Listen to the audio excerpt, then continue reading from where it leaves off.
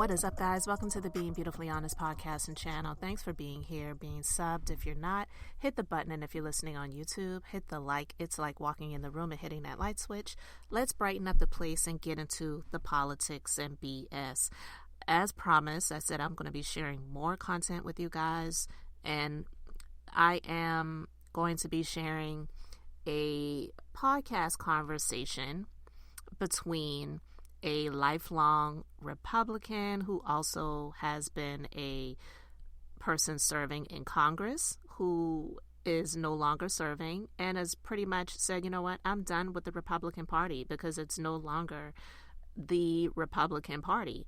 And I think it's important for people to hear information like this because what Donald Trump has done has just pretty much decimated what it used to be. And being someone who is neither a Republican or a Democrat myself, I've often even stated I'm not even an independent because even that, it's got its, issues. But I will vote because I'm one of those people that I feel like if they go through all of these lengths and measures to gerrymander and to take away people's rights to votes and honestly voting, it should be a requirement for everyone, just like everyone should, who is going to drive should have a driver's license, even though everyone doesn't have to drive. I feel that all of us live in this country, so every citizen, actually there are other countries that are in worse shape than ours is, and voting actually is a requirement. I don't know why they make it such a thing where it's like they only really want a certain type to vote, if you get my drift. So with that being said, it's like, well, if they go through all those measures and lengths to have people to not vote versus just trying to do good for the sake of all of the people, no, not everyone is going to be happy, then they really only want to have certain types in power, and then everyone else just has to suffer the consequences. We see what's going on right now across the country, and I don't care if these women are Democrats or Republicans or independents. A lot of them are standing up and saying this is freaking ridiculous. They're rolling back things that have been on, that have been laws for hundreds of years, and it's like they're trying to. I heard a woman say it seems like they're also wanting to get back to the place where women didn't even have the right to vote. But with that being said, coming from a state where when this troll was running for president the first time and there were so many other Republican candidates that were candidates and he peeled them off, one by one, Lindsey Graham, who, it's questionable about his sexuality, let's just be real, but he was one of the main critics of Trump, calling him a xenophobic religious bigot and all of these different things, right? And now he is wanting to be, I wouldn't say he is best friends, but he's wanting to be his best friend. And he's been like one of his biggest supporters now because it benefits him. But as soon as he says one thing that pisses him off, then he's going on his social media platform to trash the man. Like, this is what he does to everyone that doesn't bow down and kiss the ring.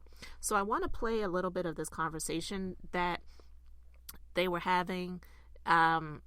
It's just very interesting. I'll just say that. And I'm going to put the full link in the description box for you all to go and check out if you would like to do so. So let's just go ahead and get into this. What the fuck happened to your old party?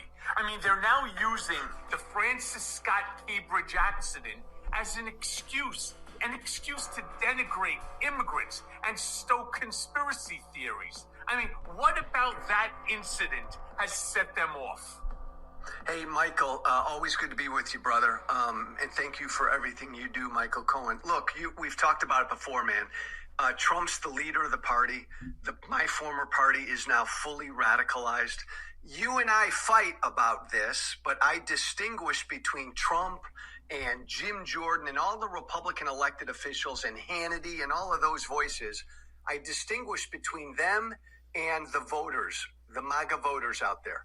I will not demean them, but you're right, Michael. These people feed the media and politicians, feed Trump supporters bullshit ugliness, cruelty, and bigotry every day. They just keep doing it. And it's really scary. I mean, there's an accident. So, like even Ridge, right? like I mean, even just there's an accident. It happened. It's messed up, and it's causing all sorts of problems in terms of transportation. I get that. And this is going to be a long ass process to remove the bridge that's fallen into the water. But how do you then attach it to an immigrant issue? And the conspiracy theories are flying. It's like one asshole after another comes up with another conspiracy theory. It's the Democrats, it's Joe Biden, it's immigrants, it's you name it. It sells, Michael. The bullshit sells. The cruelty sells. The anti-immigrant bigotry sells. The conspiracies sell. Most Republican voters, Michael, are scared. They've been angry and confused. And so demagogues come along like your former boss, Trump, and just take advantage of how frightened and angry these people are and feed them bullshit. And that's what Trump's been doing for 8 years. And everybody else, Michael, all my other former Republicans, they've learned from Trump. Trump hasn't paid a price for this. Hell, he's still the fucking Republican Party nominee for president again. So Jim Jordan and all my old buddies, they all now try to imitate Trump and do the same thing he's doing. Yeah, I mean, I don't know if you heard this, but the other day, Trump has now started something which is called the Trump National Committee. And there is no doubt in my mind that he intends to rebrand the entire RNC as TNC. I mean, literally, there will not be a Republican Party going forward if Trump has his way. He wants to rebrand it into his own party. And Michael, that's why when people say after 24, like I still get Republicans who call me privately and say, Joe, after 24, Trump's gone and we can go back to what we were. And I say, bullshit, because this is Trump's party. And even if he loses it this year, Michael, he still owns the party. The apparatus of the party is his and the base is his. So, yeah, he's turned the party into one of his businesses, one of his family businesses. And that's what I've been saying all along. All of this has been from the very beginning for him marketing, and a lot of people are just too blind to see that because they either hate the Democrats, they hate Joe Biden, and I tell people all the time, at this point in time, it's not even about being a Democrat, which I'm not, or hating Joe Biden, which I'm not saying I love him either. But it's the fact that people can't see that there's a bigger issue at hand here, and he and his family have pretty much taken over politics and that party of Republican for their own selfish gains.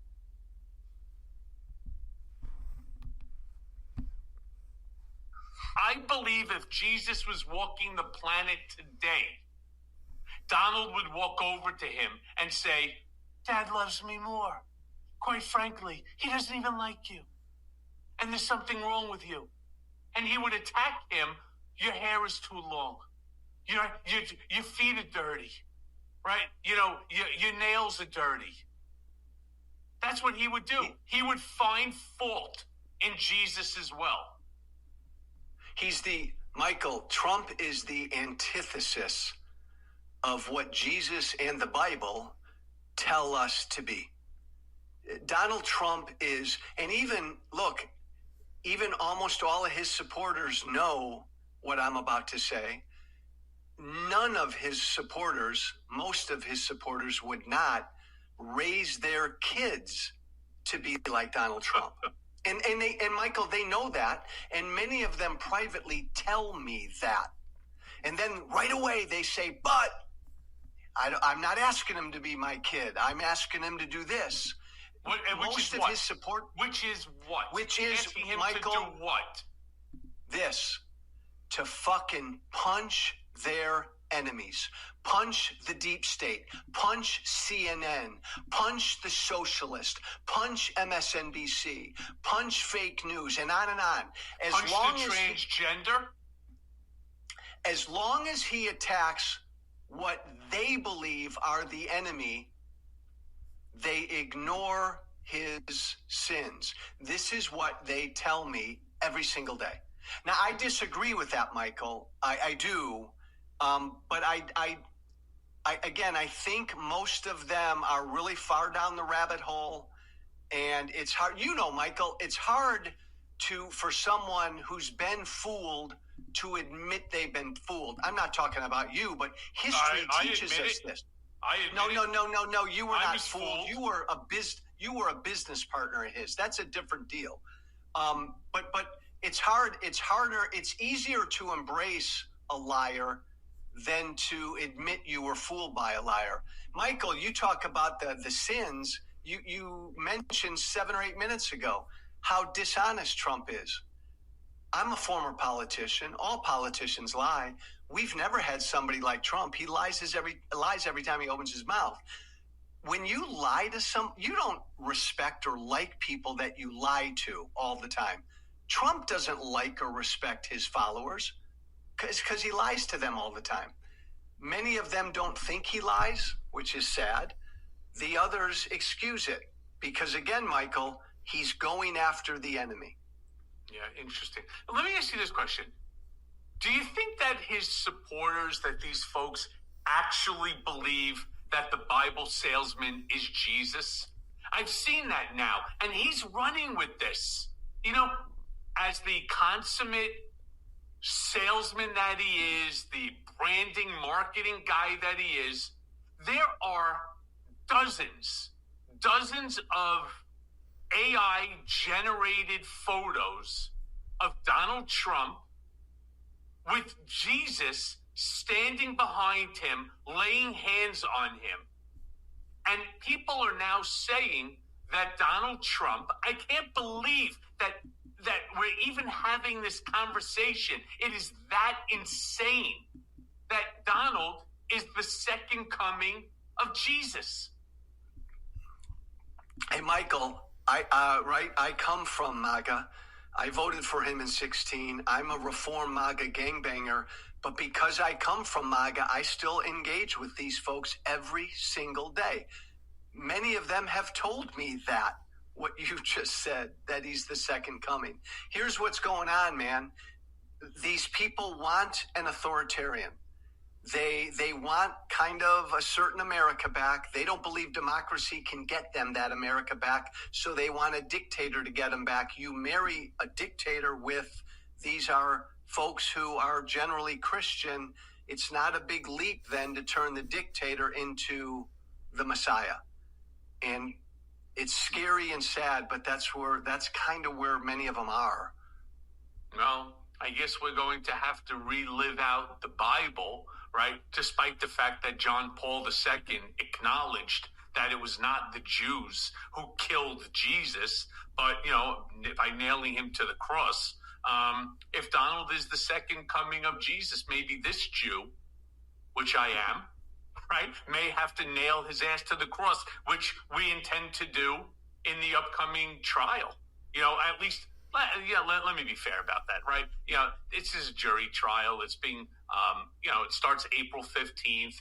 You have the Honorable, Judge Juan Merchan presiding over this, a consummate professional. You have significant prosecutors that are going to be handling this. And Trump actually has, 2 semi-decent lawyers as well. Why they're acting the way that they are and they're doing the things that they are. I know a lot of people who had known, for example, Todd Blanche in the past. And many of them had, really good things to say about him as an attorney.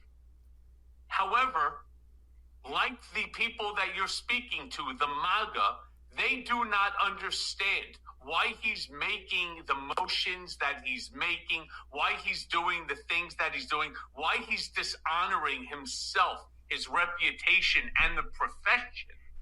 And the profession, the way that he is. And for whatever the reason is, and I don't think it's the money aspect. I really don't. Why is it then? Why is he doing it?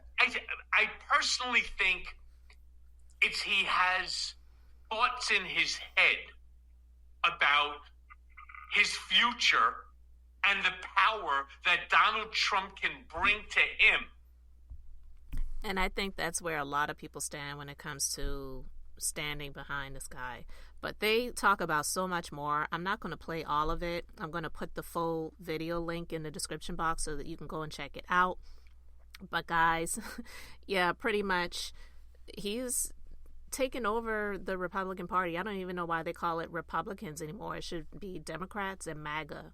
It's like, that's what it is at this point. Because if you watch the news, if you see people who have been serving as congressmen and women who are actually Republicans, how they're quitting. They're like, I'm not even going to try anymore. Like, I'm just done. Because nothing really is being accomplished. It's just a bunch of craziness, and we're in for a wild ride this year. So buckle your seatbelts, keep your eyes open, stay tuned, and I'll come back with more as I receive it. But you can let me know your thoughts in the comment section below. So guys, thanks for being here, liking and subscribing. I'm Beth, just being beautifully honest. So until next time, I wanted to keep it brief, beautiful, and now I'm going to say bye.